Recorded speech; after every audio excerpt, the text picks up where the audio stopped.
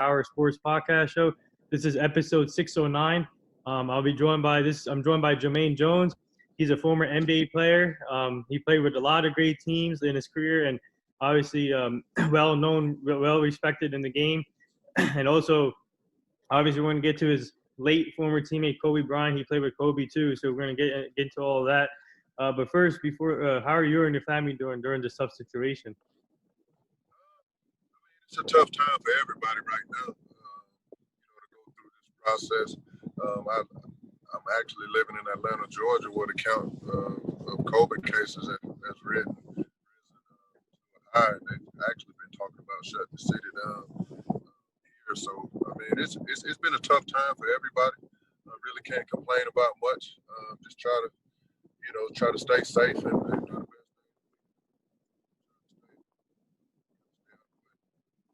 Oh, you're going first. You're going in and out for some reason.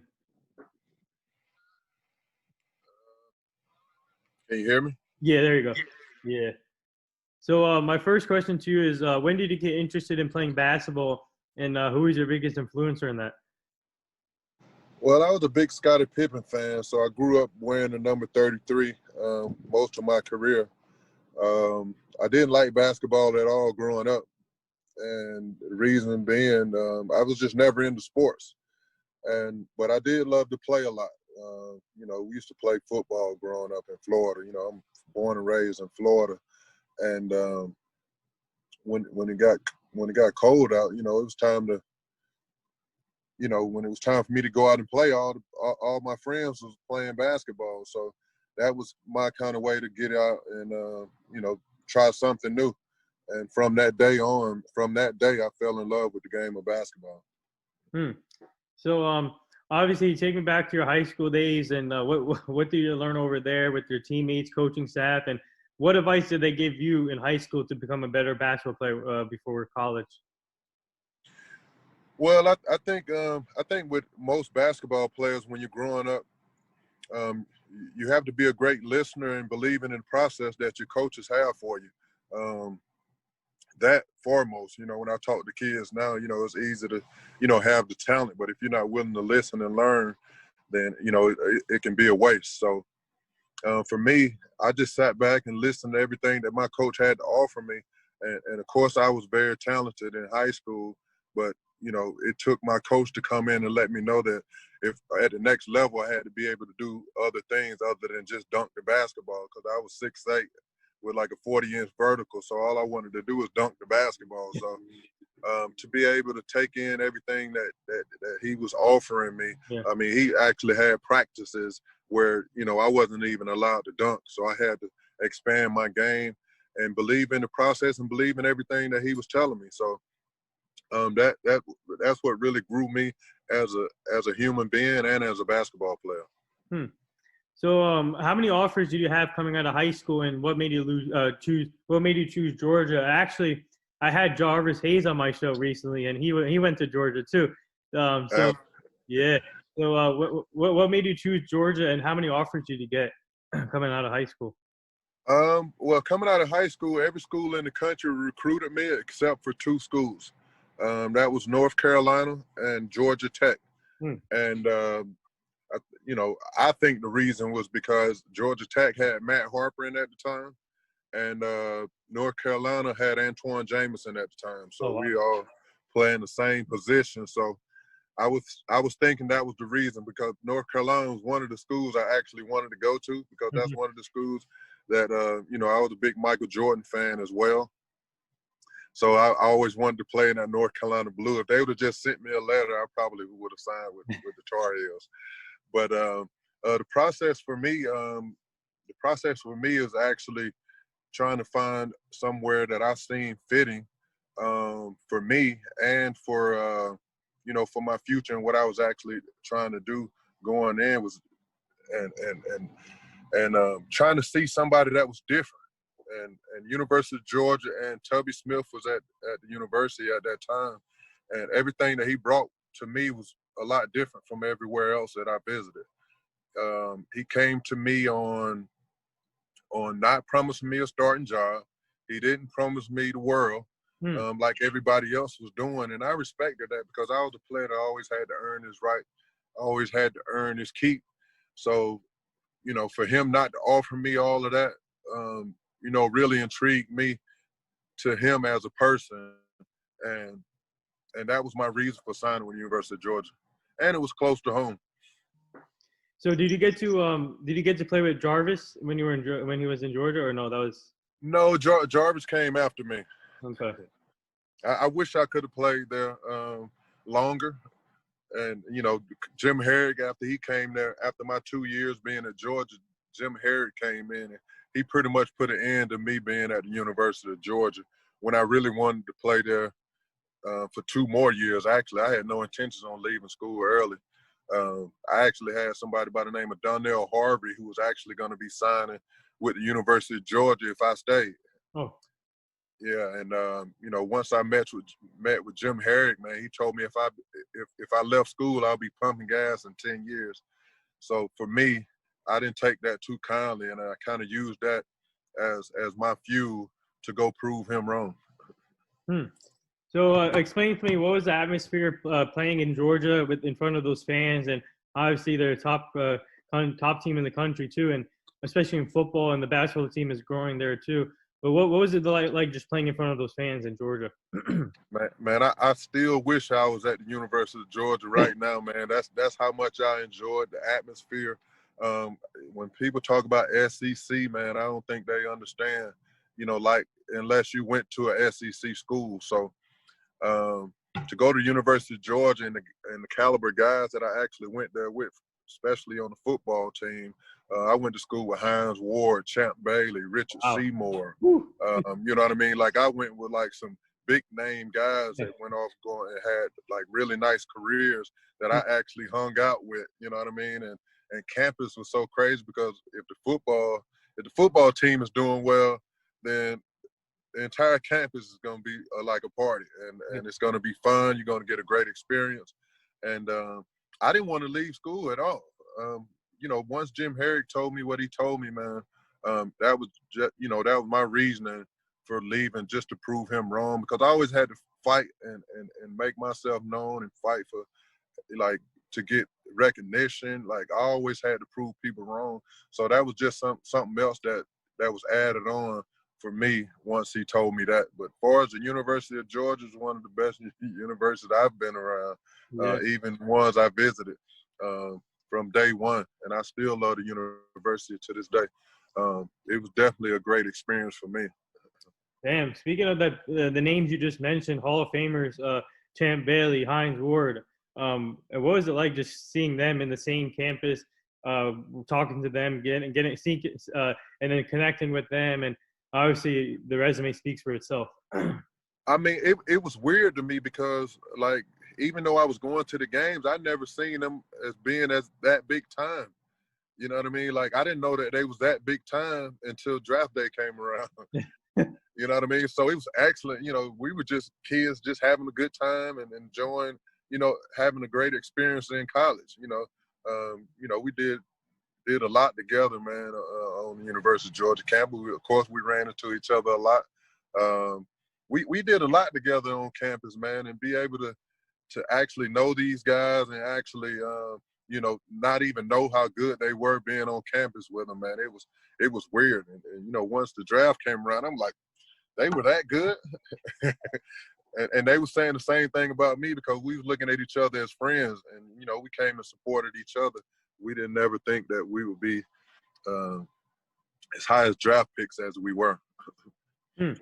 So now, taking me back to your draft experience. Obviously, you got picked round number one, and then picked 27th in the 1997 draft with the Atlanta Hawks. So what was it like just staying in near Georgia area and getting drafted by the Hawks, and they gave you the first opportunity to start your career? Well, that was a tough process to go through that. The reason being is because I was projected to be a lottery pick, and for anybody that knows, Deion Glover was in that draft, and me and him kind of grew up together through the high school process as far as AAU, and he was the first draft pick that the Atlanta Hawks had. and for me to get drafted, to go in there for Atlanta to actually do what they did for the 76ers, because the Hawks actually drafted me. And the reason for that was to be able to trade me to Philadelphia.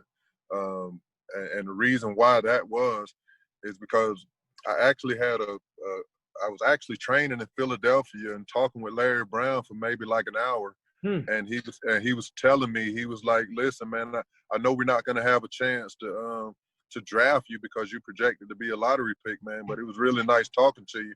But if we ever can get a chance to get you, then, we're definitely going to reach out to you. So that was one of the reasons, I always tell kids all the time, and always, talk with people the way you want to be treated, because you never know in life when you may need them, or when, it may be a chance that they can help you. And that's what happened. They talked with the Atlanta Hawks at the time, and I got traded that same night going to Philadelphia, and the rest is history. Yeah, there you go. It's like that was amazing. So take me back to your 76ers career. What was it like playing underneath Coach Larry Brown, one of the best in my opinion? And also you played with Allen Iverson, right? If I'm not mistaken. So Absolutely. Man, what was it like playing with a legend like that, Hall of Famer? And man, that Sixers team was pretty good back in the day too. Man, I tell you what, man. I was intrigued just being able to be around, Larry Brown, because when it came to X's and O's, man, he was a genius. The 2 years that I played there, man, but after every time out, we was either shooting free throws or we was getting layups, because that's how many plays that he just had in his mind, that we never ran in practices. Like, he would draw stuff up, and guys were like, well, when did he think of this play? And he would do that like 10, 15 times throughout a game. And we couldn't understand why we never ran these plays throughout, but he just had so much in his mind. It was great, man, but it was tough for me when I first got there, because, I was a scorer coming out of University of Georgia. And the first thing Larry Brown comes and tell me, he's like, listen here, Jumaine, you got to find something else to do, because we got a little guy by the name of Allen Iverson who's going to shoot 50 times a night. So for me, that was tough for me to hear, and all I can think about is my coach always telling me that I always try to do something different. And that's what kind of helped me in my career throughout the NBA, because, hearing that from Larry Brown, and I always want to be respectful and want to be on the court and do all I needed to do to get on the basketball court. Everything that he taught me really helped me to be able to adjust to every team that I've been on, to be able to get on the basketball court. And you talk about Hall of Famers and Allen Iverson, I also played with Dikembe Mutombo, who's actually, really big deal too. So to be able to play with those guys, everybody doesn't get to play with those guys and actually build a relationship with them, and we still have a relationship to this day. Wow. So I'm just proud to be able to call him, FaceTime, and reach out to him now. Like, how many people can say that they can reach out and talk to Hall of Famers? I mean, no, man, you were a great player too back in the day. You had a great NBA career, and whoever doubted you wrong, you proved them wrong, and you were a great player in the league. So, obviously you keep in touch. I'm gonna actually, after this interview, I'm gonna tag AI on this and then Mutombo on this. So I'm trying to get both of them on the podcast too, but it's tough. Oh, you don't have to tell me that. But, so my next question here, obviously you played with a lot of great teams in your career, and you moved on to the Cavaliers. Oh, actually, let me ask you this first. What was it playing in front of Philly fans? Because I know they can be crazy sometimes. What was it like playing in the atmosphere in Philly? I loved it, man, because Philly fans, they could be the best fans in the world, and they can be the worst fans in the world, but it's all out of love. It's all out of love for sports. Like, if you want to go to any city, man, New York and Philadelphia are the two cities that if you're winning, it's the best place in the world to play in. And if you're not doing well, there'll definitely be the crowd that'll let you know, like, listen, man, we're not going to settle for losing. So, I appreciated that, to go out, like, and they respected anybody that came in and played hard and gave their best. So, and that was me. You know, I went out every night, played hard. So, I mean, I enjoyed Philadelphia. The fans are great there. Even now to this day, man, I go out places, man, people come to me now and it was like, you know, thank you, man, for the finals run. I appreciate it. And that's been like over 20 years ago, I think.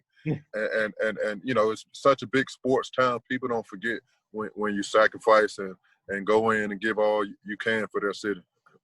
Yeah, so now going to Cleveland, obviously you were there from 2001, 2003, and LeBron obviously got drafted by Cleveland in 2003. So were you there when they drafted LeBron, or did he come after you? When I first went to Cleveland, man, that was tough for me because we had just made the finals, and I thought I had made a big name for myself, thinking like, oh yeah, because I was actually working out the day after the finals game. Like as soon as I got back, I was in the gym because I was like, okay, I got to get better. We lost in the finals. We got to get back. I got to be better. You know, that was my mentality. And now I get a phone call from my agent, like, listen, man, you're getting traded to Cleveland. And I couldn't understand that. You know, I'm 20 years old, still learning how the game goes. And from that time, that's when I learned the business side of the NBA.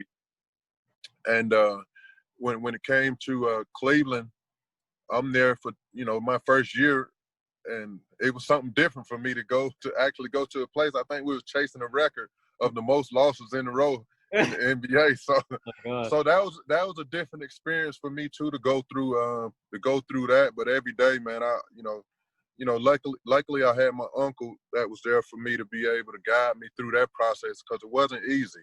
Yeah.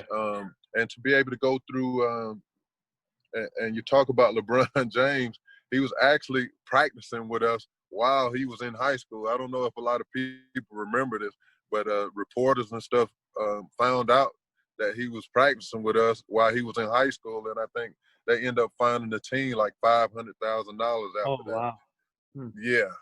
So I was able to experience LeBron before everybody else did, and people was asking me, was he the real deal and was he ready? He was running out of practices while he was in high school, so I knew firsthand that he was definitely ready. Yeah, so you didn't get to play with him though, right, when you were in Cleveland? No, I didn't get a chance to play with him. They actually offered me. I didn't like Cleveland at all at the time. I actually they offered me a 3-year deal. The same year Bron got drafted, they offered me a 3-year deal, and I turned it down to go to Boston because I was sick of losing. I knew LeBron was going to be the deal, but I didn't think that he was going to be that good where he could turn the whole program around. Come on, man. You missed out the opportunity to play with LeBron. I had the opportunity. That's one of the things I do regret, is not being able to play with LeBron for those 3 years. But you went to another story franchise in Boston. Obviously, you got to play with Paul Pierce.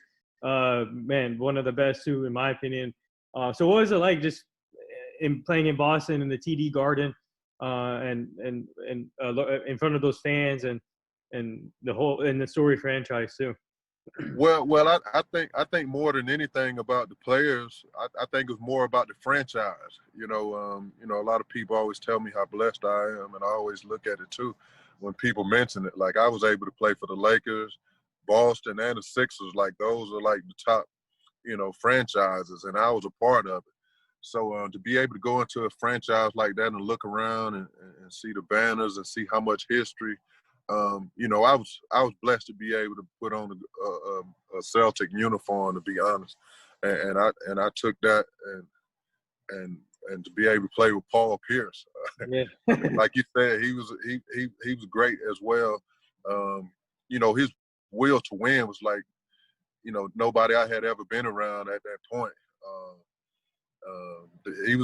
They gave him the right name, the Truth, and he came in every day practice hard, and he would let you know. He was definitely one of those guys to let you know, like, listen, man, we're here to win. So that's Paul Pierce, KG and Ray Allen came later on, but what was it? So outside Paul Pierce, what other teammates did you learn from in Boston?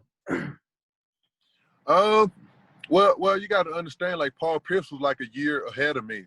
Yeah. So everybody else was there was very, they wasn't like high spoken, on the basketball court. So Paul was the only person that really talked a lot. We had Rafe LaFriends at the time who really didn't say much. That's when Antoine Walker had just got traded to Dallas for Rafe LaFriends. We had Chucky Atkins at the time. He was pretty vocal. We grew up in the Florida area, so I was familiar with Chucky Atkins. Who else was on that team? Kendrick Perkins. We had Oh, Kendrick Kendrick Perkins on that Perkins, team. Ken Perk. Yeah, and he was a rookie at the time, and I Yeah. never forget it. Whenever I see him, I tell him the story on how he was so upset at practice and he was crying. He was like, Jumaine, I don't understand. I'm killing every day at practice. I don't understand why I don't get an opportunity in games. And I was like, listen, young fella, they drafted you for a reason, man. Just keep working hard, keep doing what you're doing, and I promise you're gonna get that time one day where and you're gonna be big time, and you're gonna play for a long time in this league. So I always bring that up to him whenever I see him, man. And Kendrick always been a hard worker, so I was very happy when he had the opportunity to win the championship. Obviously, he's doing big things now at ESPN, working hard as an NBA analyst. And actually, I'm trying to get him on the podcast too. So I'm working multiple angles here. He sees my stuff though. I tag him in my stuff. He sees it though. So that's great. Yeah, he's a good guy. Yeah. So my next thing here, now you went from the Celtics to the Lakers and another storied franchise, and obviously you play with the late Kobe Bryant. And it's still hard to say that the late, but so what was it like just playing with the LA, another storied franchise with Kobe and the rest of your teammates you had that time? Well, I mean, like I said, to be able to, they brought up a stat. I just seen a stat not too long ago. I think it was like 2 weeks ago that I was one of like 13 players or something to ever play for Boston and the Lakers. Yeah. So I really take that in, to be able to play with those kind of franchises, man. Everybody don't get to put on those jerseys, and I keep those jerseys to this day, as proof. Like, I played with those teams, and Kobe Bryant, man, to be able to get that experience and see greatness. I tell people all the time, I was that player that always showed up an hour early to practice. And when I showed up, just to get, work on my craft, whenever I got to practice, man, Kobe was already drenched in sweat. Mm-hmm. At practices, he stayed later. I mean, I tell people all the time, whenever I watch Kobe and how hard he worked, like in my mind, I was like, I don't want to be that good. If I got to work as hard as Kobe's working, Yeah. and my 8 years in the NBA, I never ever seen a player even close work as hard as Kobe worked. Yeah, so obviously Hollywood, LA had so many actors, actresses, stars that come to the game. So what was it like playing in front of Jack Nicholson, a big Lakers fan? And did he ever talk to you on the court, off the court? Well, it was exciting for me, man, to show up to every game. To be honest, just so I could see who I was going to see next. So that was great, man. I was always excited to every home game. I always wanted to see somebody be able to have a conversation with Denzel Washington, No. Ice Cube, Snoop Dogg, Jack Nicholson, just to say hello, and then they know who you are. So that was a great experience. It's showtime. So, anytime you got out and played in front of that kind of crowd and actually had so many famous people at the games, that always gave you that much more energy to go out and play well. Yeah, so actually on this Friday coming up, I'm having two former Lakers on, Samake Walker and Wes Johnson on the show too. So Okay. yeah. So my next question here, was it tough leaving LA because you went from the LA to Bobcats and then the Phoenix Suns? But what did you wanted to finish your career in LA? Man, I actually enjoy LA so much. I love the weather. The one thing I do regret about the situation is that I didn't actually get the chance to play for Phil Jackson. Yeah. But one thing that he did leave me with, I always respected him for this, because anytime that I was traded, I never got this much respect from a coach. Um, he actually met with me, had a meeting with me, and he said, "Listen here, Jumaine, man, I love the way you work. I love the season that you had last season." He said, "Man, you were top 15, top 23 point shooters in the league. You had a hell of a season." And he was like, "But the thing that I'm gonna tell you right now, like I would feel like an asshole if I had you on this team and did not play you after the season you had last year. So I'm going to trade you to the Charlotte Bobcats. And the reason I'm telling you this is because I need to give you an opportunity to play, because it's hard for me to make a decision when I've won championships with these guys right here that I trust and build trust with." You don't get that from coaches in the NBA. You know what I mean? And actually to get that from that caliber coach and Phil Jackson, man, that meant the world to me. Yeah. To be able to get that, and because I've been traded times where I didn't even know anything that was going on. You know what I mean? You didn't hear anything from that organization. Phil didn't owe that to me. For him to actually come in and tell me that himself, man, that kind of tells you what kind of character he has as a human being, and I respect him for that, and I always will respect Phil, not only as a coach but as a person. Yeah, that's amazing, and that's for that to happen from him. That's amazing, and obviously, like you said, some of these trades that you had before this one, no one told you about anything. They just traded you, and I think in this generation, players like to know why they're being traded. I think that's the main reason there. But Right. what was it like just playing for Bobcats and the Phoenix Suns? Bobcats was actually my, offensively, far as stats and everything, that was my best year as a pro with the Bobcats. And to be able to play for a black owner, that was one of the best things ever. And we're called the Bobcats. Bob Johnson was the owner. So to be able to get that opportunity to be the first one, and I was on the team, so that was an honor to be able to get that. I felt like I owed every night going out, just for him, to be able to pull that kind of success out, especially in Charlotte. Charlotte is one of the basketball meccas in the U.S. So to be able to come in with a franchise in Charlotte where, so much history in the state of North Carolina, that meant the world with me. And I had so much fun, just to be able to be around a billionaire, a black billionaire, that that meant the world to me. So, and the Phoenix Suns, obviously, there were. What was that like playing for Phoenix and the different atmosphere there? And what was that like? Well, after me being in Charlotte, man, it was I was getting offers from overseas from a team called Maccabi Tel Aviv.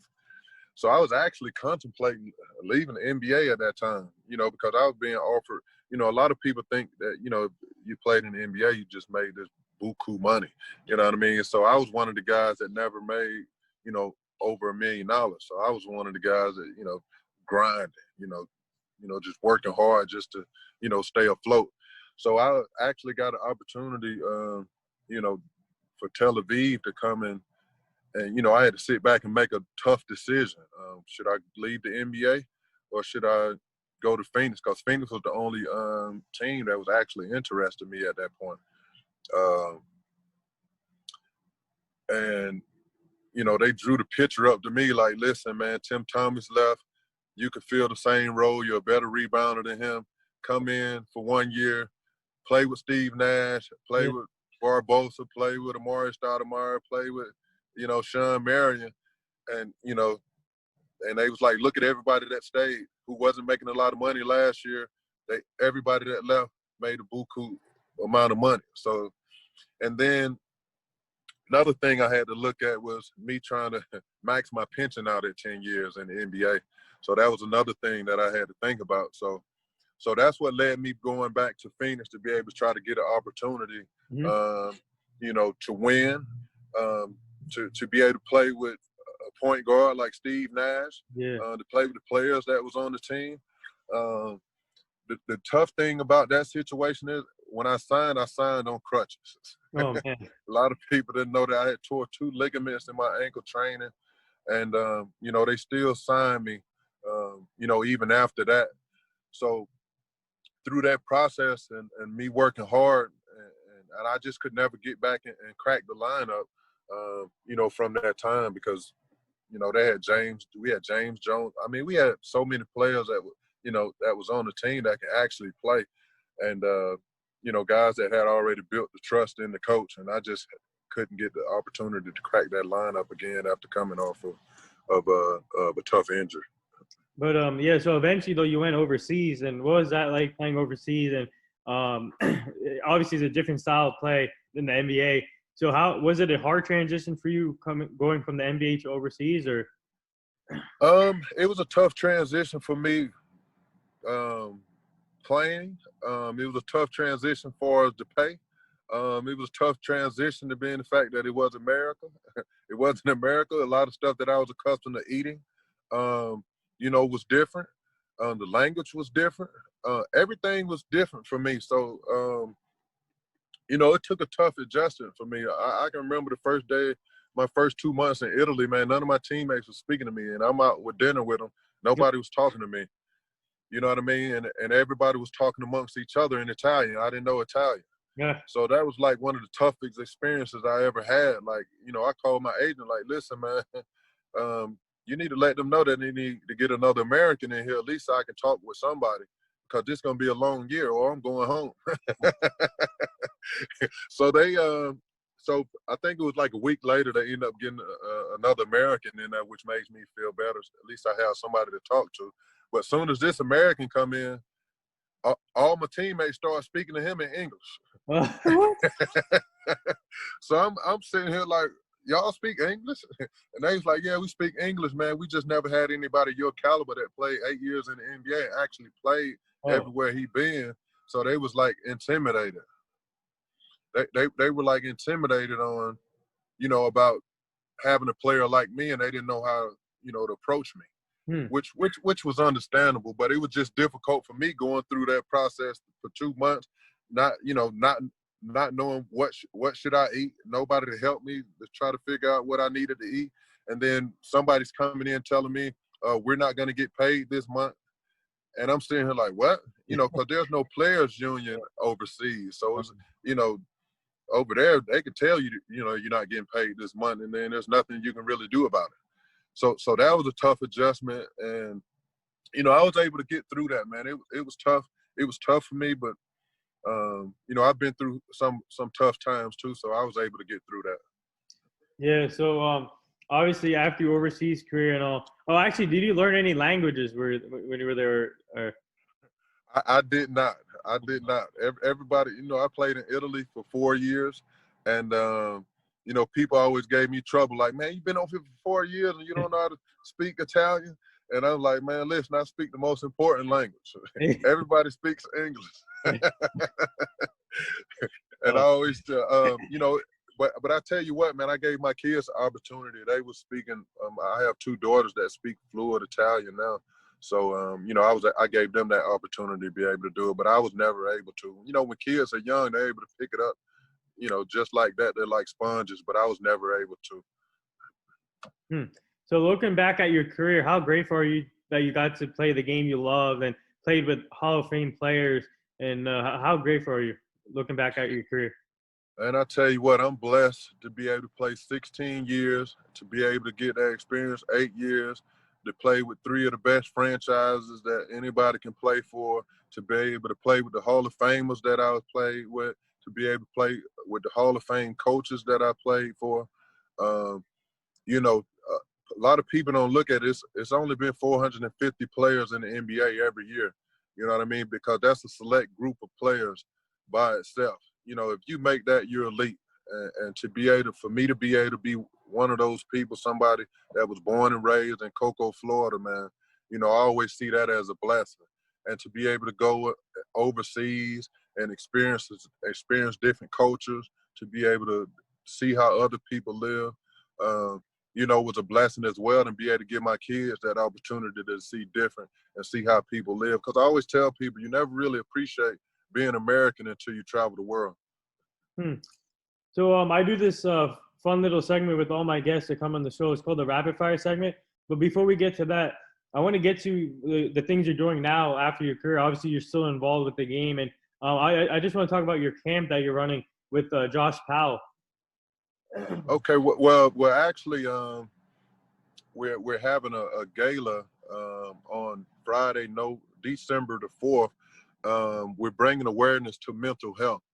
I've been through so much throughout my career. Once I put the basketball down for 3 years, I went into a deep depression. I never knew what I was going to do with my life. And I was able to go through the NBA, who had a transitioning program, who kind of brought me back to find myself. And, because I always let basketball determine who I was. So once basketball was over with, I didn't know who I was. So I'm in search of who I am and what I want to do, which I've played basketball all of my life. So the business that I'm in right now that I'm working on is called Mindful Sports and Performance.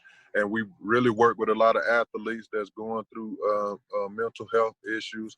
All the experiences that I've had and the things that I went through, I always want to be there to guide someone else who went through that. And I feel like I've been through that mental health issue throughout my career. So I want to be that person to be there for anybody else that ever going through that. So that's what the gala is about that we're having. And Saturday we're having a camp. And I tell people all the time, I don't know the first thing that it is to know about training kids. I can put them through drills, but I use basketball as a platform for me to be able to have conversations with the youth about being able to be open about things that they're going through other than basketball and other opportunities that they can have, just using basketball, because everybody can't make the NBA. And that's what I'm into now. Like I said, it's called Mindful Sport and Performance, and it works with a lot of mental health people in sports and high profile people. That's amazing what you're doing. That's really inspiring. What I saw in your Instagram profile, and that's amazing. And keep up the great work with that, with the kids and helping them out. And so you ready? Yeah. So you ready for this rapid fire segment? I'm ready. All right. So obviously today is a big day in the NBA, the draft day, 2020 draft day today. So what advice would you give these young prospects as they go into the next journey and waiting for their names to be called? Well, I would let everyone know that's in the draft right now, from day one, you know what I mean? Just because you made it, you know what I mean? It's a great day to celebrate. But from that day, it's time to work even harder than what it took for you to get there. I had to learn that the hard way myself. I got in the league, got drafted, and got comfortable. You know what I mean? And that's one of the things I regret, not working even harder. Once you're in the NBA, you got to work even harder to be able to maintain, because every year there's somebody coming after your position and you can never get comfortable. So to everybody that's coming out, stay hungry, go out and do everything, keep your nose clean, and try to make the best up out of the game that you possibly can, and want to leave a mark. You want to leave a mark on the game. Most memorable game that you played in college, NBA, and overseas?